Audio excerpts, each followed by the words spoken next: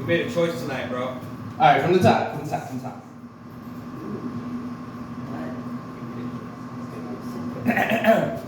Hello, everyone. My name is Paris Vahan Miles, and I have a question for you, maybe two or three. What if I told you that everything you think you know about money is incomplete? And what if I said that I could help you change your relationship with money? Would you believe me? Well, let me tell you about some things I have experienced.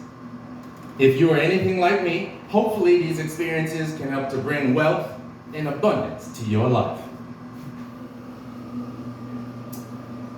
Lesson number one, scarcity is a place. More specifically, it is a state of the human mind. The only way to escape scarcity, get it? Yes, scarcity. Yeah. City. The only way to escape scarcity is by doing the abundance. Yeah. Right? Now let's take that a step further. How can one do the abundance?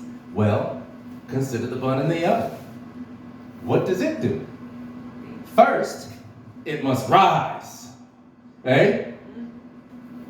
And then, in the blistering heat, under the harshest conditions that other foods couldn't survive, it grows. Right? And what is that bun always made out of? D-O-U-G-H. Dough. Another name we use to describe what, everybody? Money! Money! Today I'm going to talk about financial literacy and money. Developing comprehension about money and financial literacy stands to prevent us all from living to our full potential. It is my belief that in the world today, the way it is, one cannot ever be able to fully express themselves and share all they have to offer the world without money. Yes, you can become creative and learn how to express yourself as fully as you can within the financial constraints you possess at any given moment, but we have all got to admit that if we have more money, we could do more with our life. Period. I once saw this movie called Boiler Room. And in there was a scene with Ben Affleck. He was trading stocks on Wall Street. He was a jerk.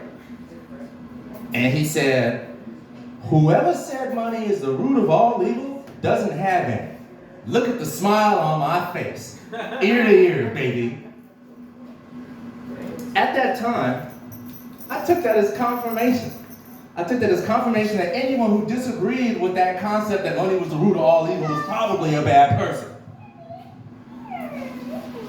As I have grown and developed and taken in vast amounts of information,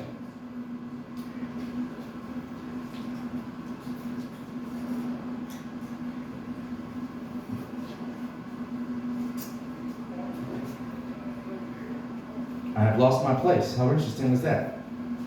This is why we're here at Open Mic Night, so I can go ahead and get these experiences out. Hey! You know where you are.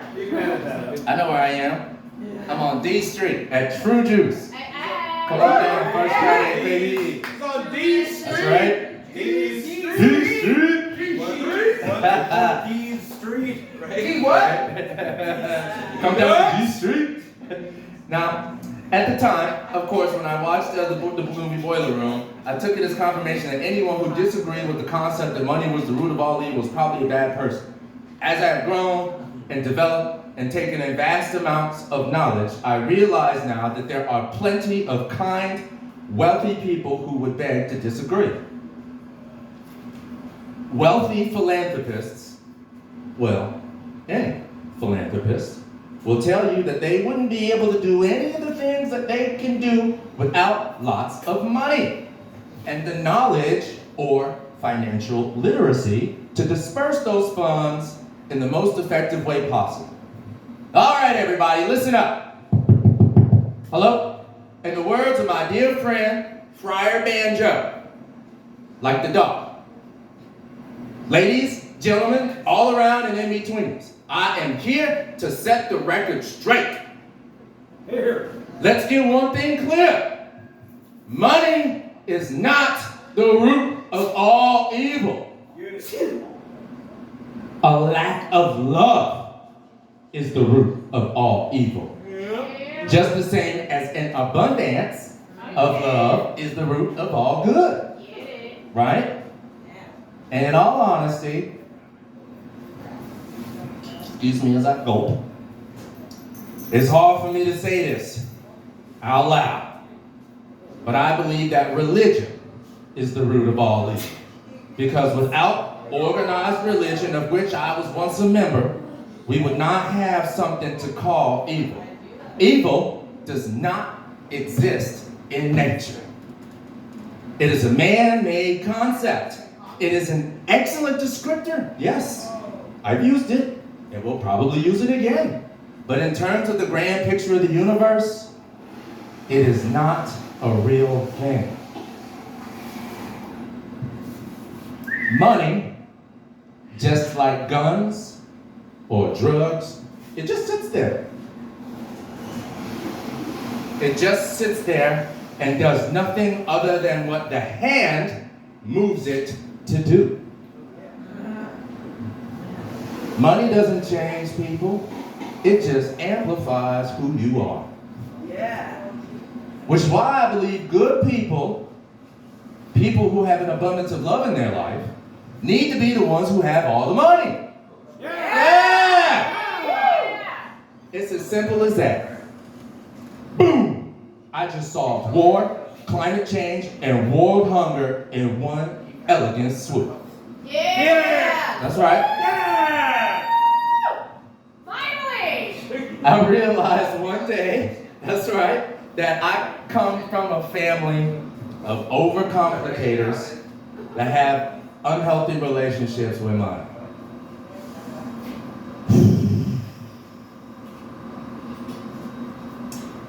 After my reality came crashing down under the unbearable weight of this life-shattering realization, I had to make a choice.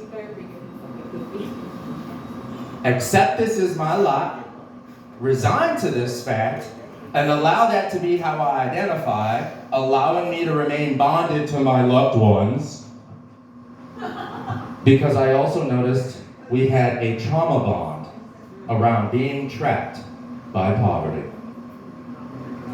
Or I could use that information to improve the human experience and adapt. There is a new quotient, everyone, a new quotient, a metric in which a human being, the Homo sapien, can measure his or her or their ability to engage with life. We all know IQ, the intelligence quotient. Many of us are familiar, or many of us are finally learning about the everlasting importance of EQ, the intelligence quotient. And then we have AQ, the agility quotient. What is that, you might ask? Well, it only feels right to ask you to look it up for yourself. And while you're at it, look up the third vert. There's introvert, extrovert, and the new one, introvert. I identify as the latter. In knowing I come from a family of overcomplicators who have unhealthy relationships with money, I chose to do two things. Learn how to simplify and improve my relationship with money. I would love to share some tips on how to simplify things, but today, I'm just going to lead by example. Now, I am a philanthropist, And I heard a well-known entrepreneur named Pace Morby say something that socked me in the gut. No cap. Did I use that right? No cap? Yes. Thank you. Wasn't sus at all. Trying to connect with the younger generation these days. I heard Pace Morby say something similar, akin to the following phrase. Hundreds of dollars can only help hundreds of people, barely. To help thousands of people, you're gonna need thousands of dollars. And if you wanna help millions of people, you're gonna need millions of dollars. Now let's consider the fact that we have over 8 billion people on the planet, most of which need some kind of help. Your help. Yeah. Let me share a few things with you. Ever heard time is money? Nope. Wrong. Forget it.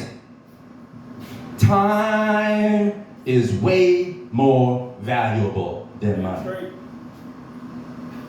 You can always get more money, but you can never get more time. As a matter of fact, time is infinitely more valuable than money. Shut your mouth. I'm only talking about time. Oh, that was nice. Thank you very much. I appreciate Well, I that. had to throw that shit out there. Now, you can always get more money, but you can never get more time. Time is precious. To take it a step further, money attempts to represent time. That's how valuable time is. Here's a simple anecdote we can all follow. Let's go back to the time before money. Yes, the pun was intended. If you had a loaf of bread and I say I want some, I may ask you, may I have some? And you reply, because we're in a perfect world full of love and generous people, go bring us a fish and we can split both. Right?